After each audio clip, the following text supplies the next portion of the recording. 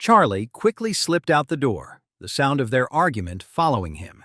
It's never a good idea to get in the middle of a family fight, so he decided it was best to stay out of it. Charlie found a small diner, ordered some food, and planned to kill some time before heading home for the night. He was on a busy street in Oris Hill City, famous for its restaurants. As Charlie was eating, his eyes landed on two figures across the street, and he did a double take. Wasn't that his wife, Claire?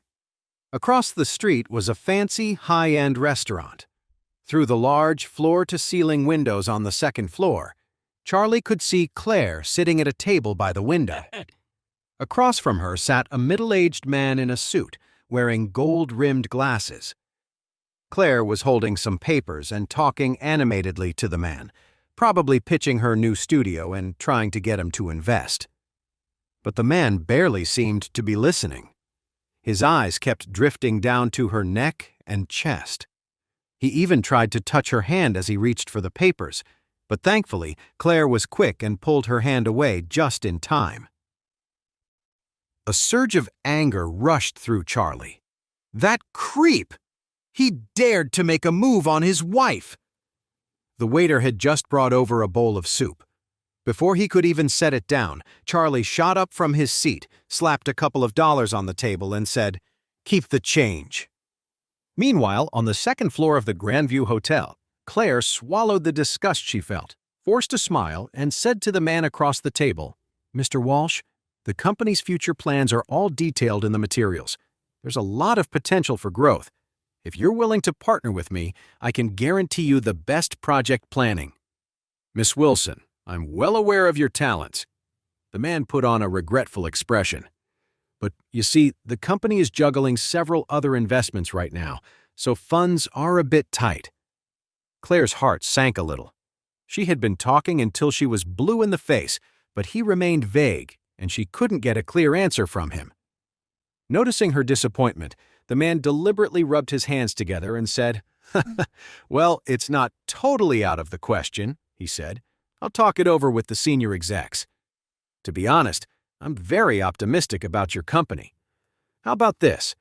Let's meet tonight around 8 o'clock. We can talk some more so I can get a better feel for things." "Mr. Walsh, I don't know if that's a good idea." Claire hesitated.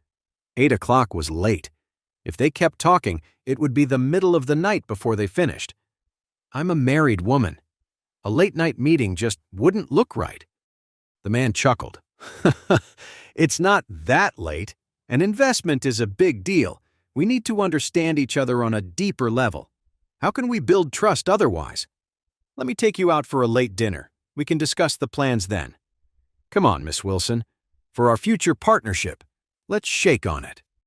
After speaking, the man reached his hand across the table toward Claire's, a sly glint in his eyes. This man's name was Byron Walsh, and he had been obsessed with Claire, often called the most beautiful woman in Oris Hill, for a long time. He just never had the chance to make a move on her. Now that Claire had come to him personally, telling him she had cut ties with the Wilson family and needed an investor for her new studio, it stirred a crude excitement in him. He was already making plans to get Claire alone tonight. Claire really didn't want to shake hands with Byron, but he was already holding his hand out. She figured if she refused, it would look unprofessional, so she braced herself and extended her own hand.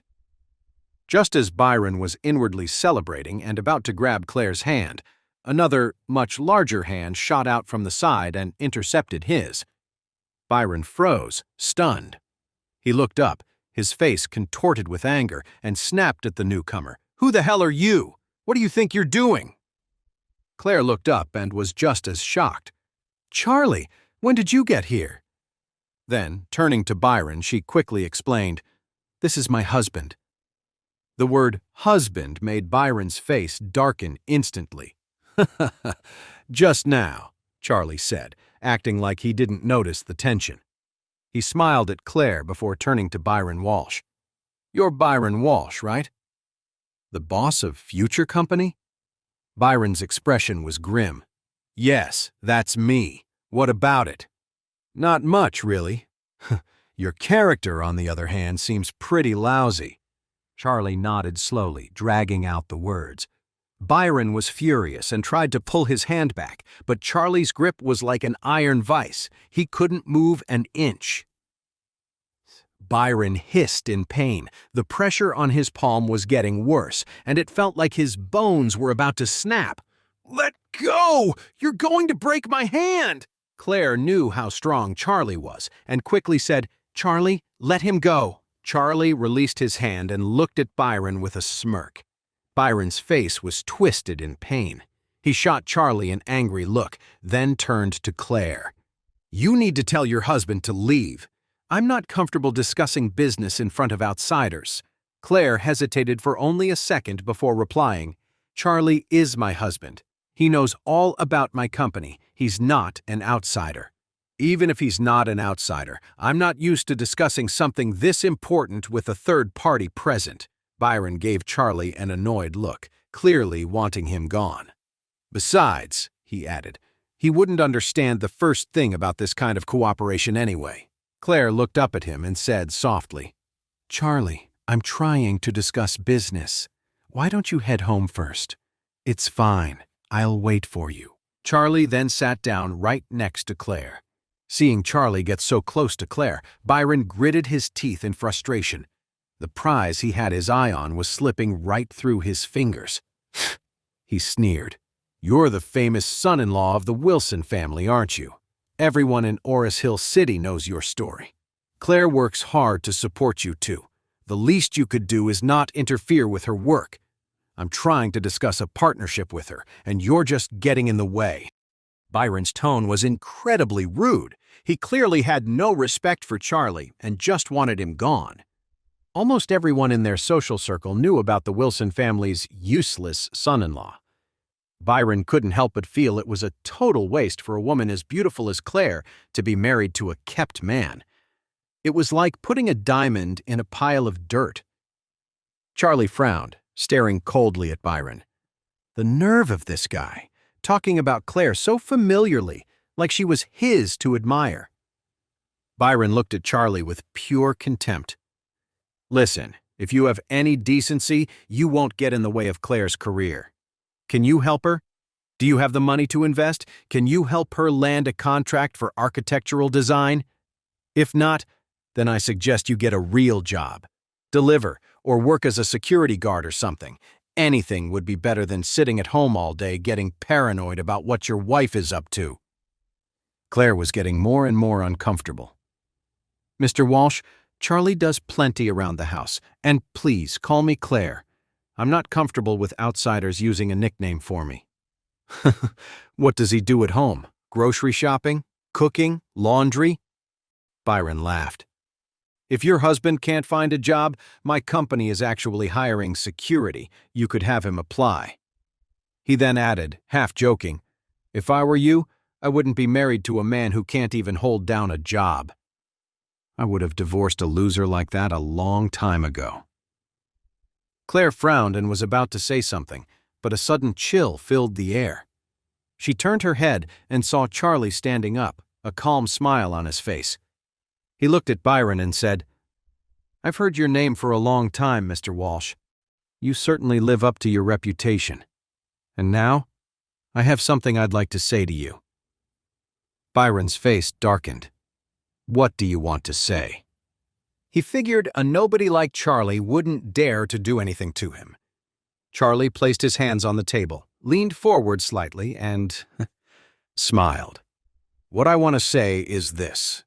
A man can be useless, he can be incompetent, but he must not be without character.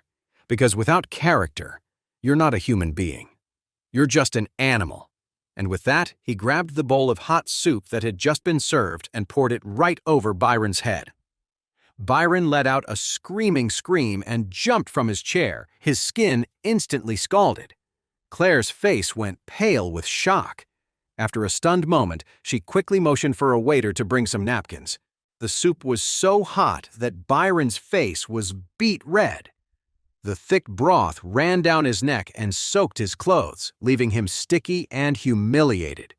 A single leaf of spinach was stuck to his glasses.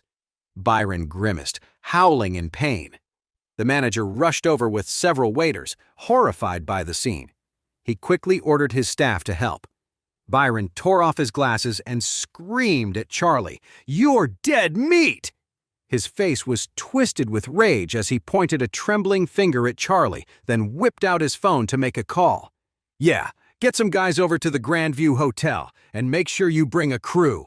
Some idiot here picked a fight with the wrong person, and I need you to teach him some respect." Hearing Byron calling for backup, Claire quickly tried to smooth things over. "Mr. Walsh, I'm so sorry. My husband, he just got a little carried away." "I don't want to hear it. He poured soup on me. I'm not letting this go until he's on his knees begging for my forgiveness." Byron was furious. Seeing how enraged he was, Claire quickly turned to Charlie. "You should go first. Let me talk to Mr. Walsh." "Ignore him. Let's go," Charlie said, reaching out to pull Claire with him. Claire frowned and pushed his hand away, her voice sharp with anger. "Byron Walsh is the head of Future Company. He's a huge deal in the construction industry in Aris Hill City, and he has connections all over the place, good and bad. Losing this partnership doesn't matter, but this is a situation you can't just punch your way out of." Charlie scoffed. "I'm not worried about some small-time, irrelevant company." "Small company?" Claire groaned in frustration. "In the Aris Hill City construction scene, Future Company is in the top 5. It's even bigger than the Wilson Group." Afraid that Charlie would provoke Mr. Walsh even more, her expression turned cold. "Charlie, leave this to me. Go outside and wait for me by the door.